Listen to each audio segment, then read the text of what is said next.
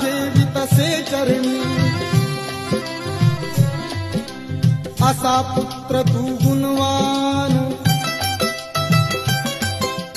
कसे जगावे तुझवीन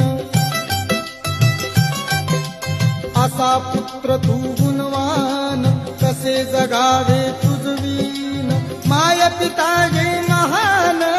त्यागी अले गौतम